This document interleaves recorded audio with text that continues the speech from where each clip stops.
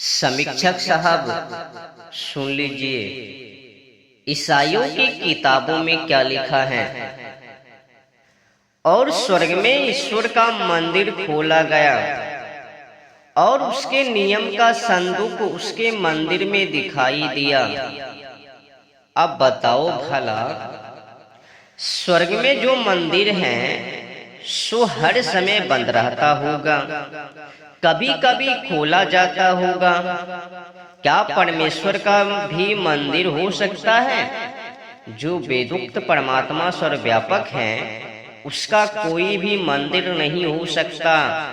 हाँ, ईसाइयों का जो परमेश्वर आकार वाला है, उसका चाहे स्वर्ग में हो चाहे भूमि पर, और जैसी लीला टन टन पोपों की यहाँ होती है, वैसे ही ईसाइयों के स्वर्ग में भी।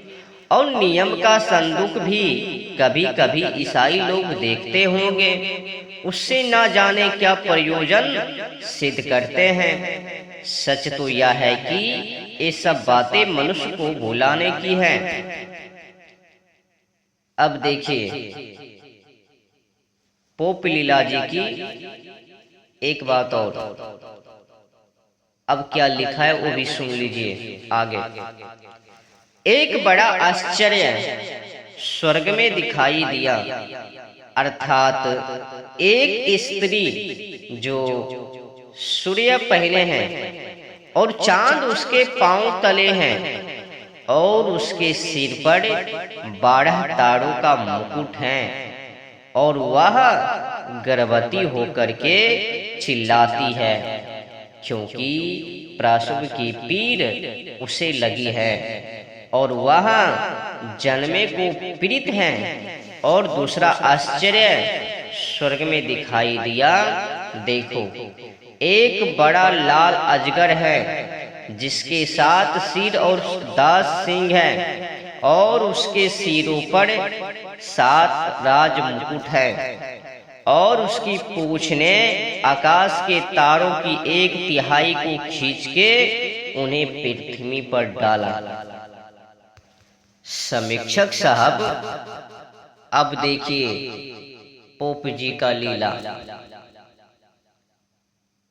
लंबे लंबे चौड़े चौड़े गपोड़े, इनके स्वर्ग में भी बेचारी स्त्री चिल्लाती है, उसका दुख कोई नहीं सुनता न मिटा सकता है।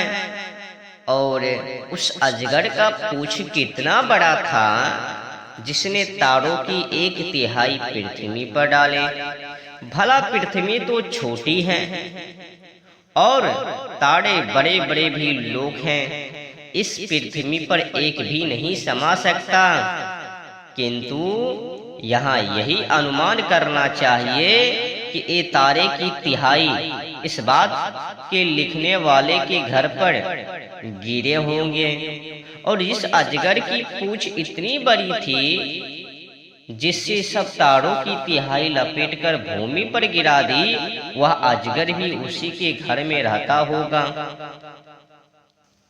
देखो आगे और क्या लिखा है उन लोगों ने। और स्वर्ग में युद्ध हुआ, मिखाएल और उसके दूत अजगर से लड़े, और अजगर उसके दूत से लड़े। अब देखो समीक्षक साहब, अब देखो लीला। जो कोई ईसाई के स्वर्ग में जाता होगा, वह भी लड़ाई में दुख पाता होगा। ऐसे स्वर्ग की यही से आस छोड़ हाथ जोड़ बैठ रहो। जहाँ शांति भंग और उपद्रव मचा रहे, वह ईसाइयों के योग है।